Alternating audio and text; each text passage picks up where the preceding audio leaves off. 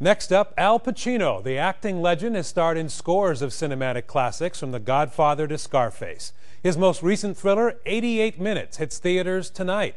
Chris Cuomo sat down with the Oscar winner for a rare interview. All the big movies, all the big characters you've played. What is the impact on you? I was honored. I got the Lifetime Achievement Award, and I saw all these pictures put together, and they did all these clips of movies, and I remember getting up and saying to everyone in the audience, I wonder why I'm not in rehab right now.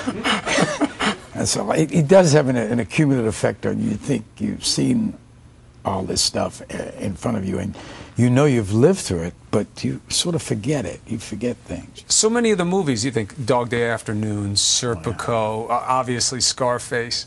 How common is it for someone to come up to you and give you a line, give you a scene, pretend they're Tony Montana? Oh yeah, well, a lot with Scarface, because Oliver Stone wrote Scarface. So those words, and that's one of the perks of doing it, was to say Oliver Stone's words, because when he's on, he can write like.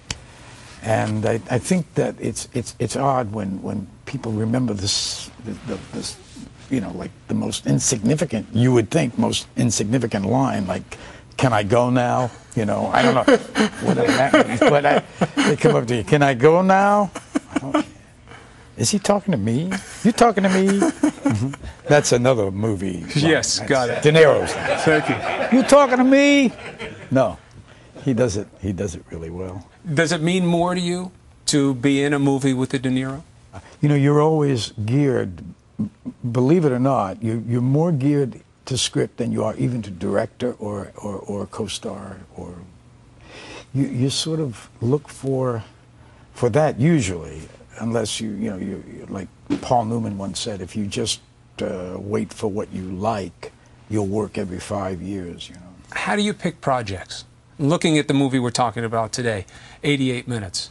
What draws you to a movie like this? How do you assess Mr. Pacino?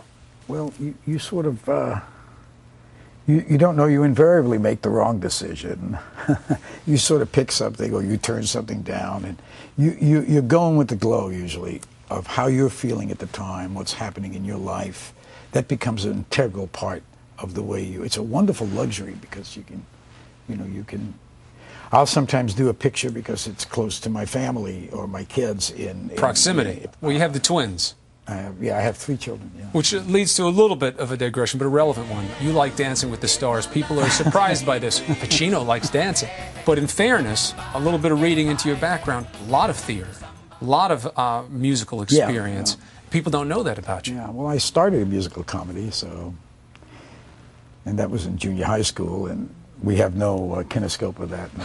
There's no recording of that thing. Oh, we do. That's this whole piece. Oh, no. Okay.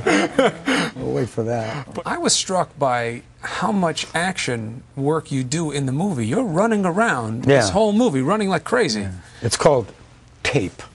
They tape you up. Tape your arm. They massage you for 2 weeks, and then you go. One take. One take. Yeah. Really, what was the glow, as you say, about this film? I guess you don't know. You sort of say, well, I see this as an action film, as a thriller, and you think, well, like you make the mistake. They usually make the same mistake as, oh, I can do it. You start with that one. And you get in there and you try to do it. But what I enjoyed about it was we read it aloud, and I thought, well, maybe if this is a kind of a ride, that's what I saw it as. This film is a kind of a ride. That I like a character who has that kind of, who's driven by something. I mean, this movie, it flies by. The clip is great because it does set up what the vibe of the movie is. There's something going on very close to you, but you never know quite what or with whom. Let's take a look and a listen. Jack, it's a common enough name. It doesn't have to be your sister's. It's just a coincidence. It's not a coincidence. Jack, I'm losing you. Shelley? Have you found out who my phone is registered to by now? Poor Kate. You still feel guilty about her? You feel guilty about falsifying evidence? lying under oath. Tick tock doc. You have 79 minutes to live. Tick tock doc. Yeah. That will be the haunting. I like that they rhymed.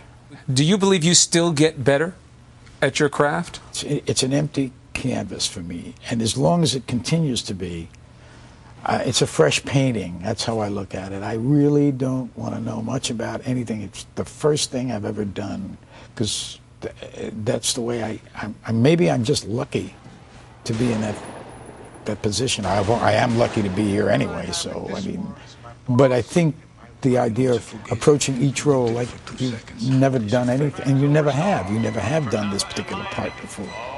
And that's the reason to keep doing it, because you sort of find yourself in the various roles you play. Mr. Pacino, thank you so much. Good luck with the movie, 88 Minutes. Thank you very much. Coming up, spring has finally sprung, and we're zenning out your garden with the latest in outdoor accessories guaranteed to turn your backyard into an oasis.